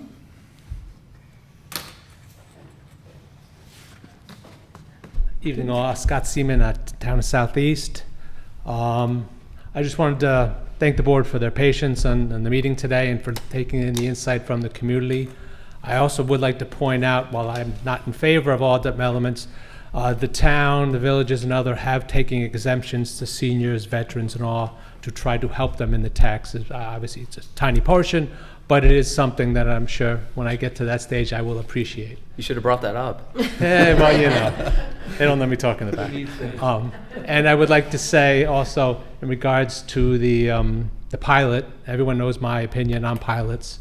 If we don't hold the community up and ask our IDA to give us actual businesses and things that will help our community, while I appreciate affordable senior housing, jobs, employment opportunities, development, possible recreation issues, these are things the IDA should be working on and really putting our efforts towards, and we would appreciate that.